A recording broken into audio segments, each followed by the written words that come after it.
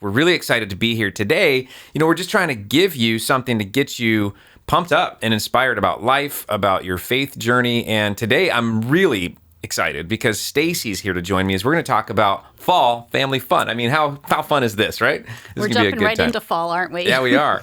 I want to introduce Stacy. Stacy Romanaggi is our kids ministry director at Westside Community Church, and actually in her previous life was even a principal of a school, right? Yeah. So knows a lot about kids, families, fun. I'm sure you've organized a lot of different activities for groups and things like that. You do that even now at our church. Yeah. And so we're just going to be kind of walking through. If you are thinking about, you want your family life to get a little bit better, you want your home life. We just finished up a series at Westside last weekend, actually called Winning at Home. We talked about happiness at home. If you didn't catch that, go back and listen on the podcast. But Stacy, tell us a little bit about the subject at hand today. Yeah, so Gabe, did you know that New York Times did a survey and they found that 73% of American kids are wanting opportunities to bond with their families?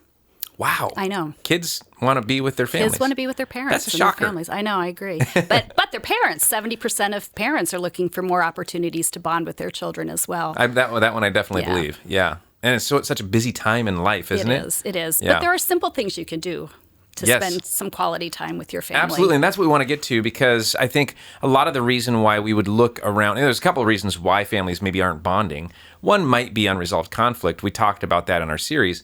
But one might just simply be practical ideas to get moving, right? Right. So help us out. Okay. Well, there's some simple things that you can do at home. Family game night. Okay. I mean, that's a fun time. Get together, get out your favorite board games, spend time with your family.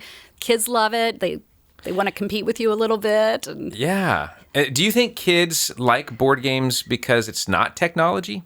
I think so. Yeah. And it's because it's personal. They're not in front of a screen, and they're able to see your face, and they're able to talk to you and compete with you in person rather than on a screen. Try to beat mom and dad. Totally. Yeah, absolutely. That's awesome. What's one of your favorite games? Oh, gosh. Sorry.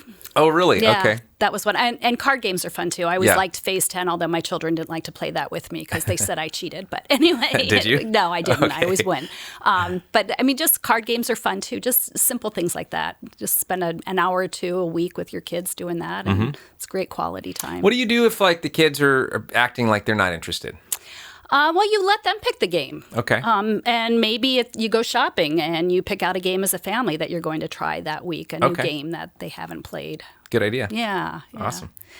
And then, fall comes chore time, right? So you got to go outside and rake those leaves. So why not get the kids involved? Bring your kids outside, have them rake the leaves, make piles of leaves to jump in. Then you have them help you put them away in the compost at the end, too. Okay. All right. Yeah, I could see if you did that kind of stuff as a principal, that would be a wild time. Oh, we did it all the time. Okay. Yeah, it was fun. And kids want to help. I mean, honestly, they do. They want to help. And if you make it fun and you go in with a positive attitude, they're going to want to help out with that, too. Yeah, I mean, I guess there is a trick to that, though, for sure. And it's the positive attitude piece. Do you have any suggestions on how maybe to pull kids into things that normally might be seen as I don't want to do that? Well, I think you just have to be careful about how you approach chores at home. Hey, it's a beautiful day. I'm going to go outside and rake some leaves. Who wants to help me? And we'll make some piles of leaves and we'll jump in them. And maybe we'll take some family pictures while we're at it, too. And then we'll put the leaves away.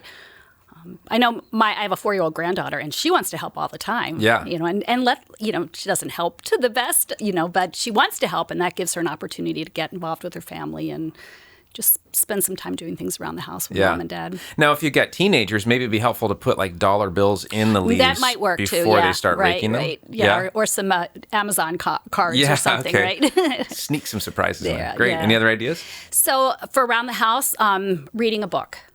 There's so many classic chapter books that families can read together. There's Charlotte's Web. Take a trip to a farm. I was at a farm last weekend that had a little cute little piglet, the runt pig. It made me think of Charlotte's Web. Go home and read Charlotte's Web with your family. Any of the Beverly Cleary books. Beverly Cleary's from Portland, so any of the Harry books, Beezus and Ramona, Ralph S. Mouse and the Motorcycle, those books. The Roald Dahl books, Charlie and the Chocolate Factory, the BFG, the Big Friendly Giant, those classics, The Lion, the Witch, and the Wardrobe. I mean, there's just so many classic books out there that you can read as a family. And if you don't have any of those books at home, take a trip to the library as a family. And oftentimes libraries will have a section where they've got seasonal books that you Okay. can check out and take home and read with your family. Yeah, that's great.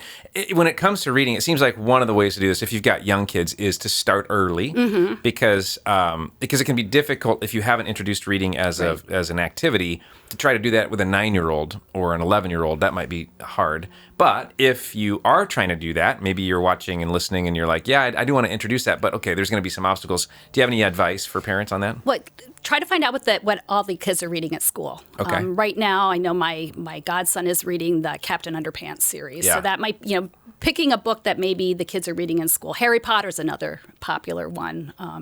There's others that the kids are hearing about in school and perhaps are interested in reading on their own. And let them read, too. I mean, you don't have to be the one that's reading to them. You can sit down and listen to them read, and that gives them some practice as well. Farmers markets.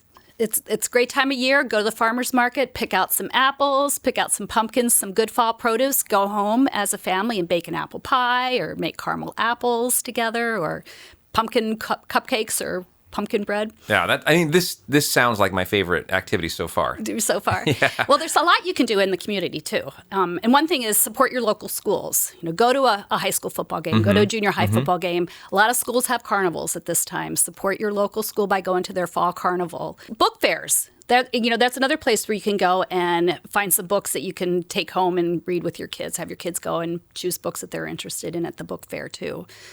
There's so much you can do in Oregon in the fall.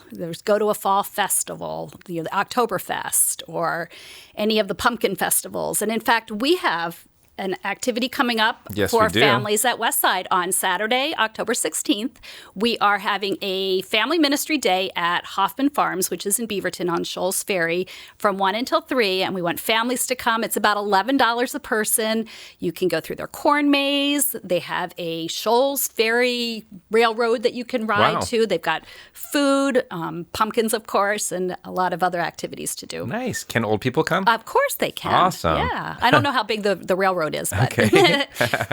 That sounds great. I think, starting a tradition is fun, whether it's every year you go to a different festival or every year you go to the apple orchard or every year you drive out to the Columbia River Historic Highway and take a look at the fall foliage. Just trying to incorporate some traditions that your family looks forward to every year in the fall. Yeah, that worked for me. My mom was, for some reason, real big on Halloween. And, because we loved it, so she made the most of it. But even to this day, we're still like, hey, Mom, what are we doing for Halloween? Right. Because it was one of those things that we looked tradition. forward to. It was always a bonding time, and she made it really fun. I think your kids just want to spend time with you. It doesn't have to be a big production. It doesn't have to be... You don't even have to go anywhere. They just want to bond and they just want to spend time with you. So don't put a lot of pressure on yourself. Just, pick something simple and sit down with your kids and just enjoy some time together.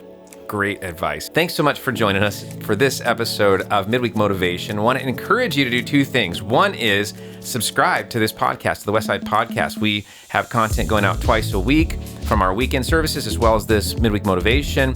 And then secondly, if you haven't already, show up to a Westside service on the weekend. You can find more at westsidecommunitychurch.com. We'd love to connect with you there. We share a lot more practical help every week, and we would just love to meet you. So thanks again. Have a great week.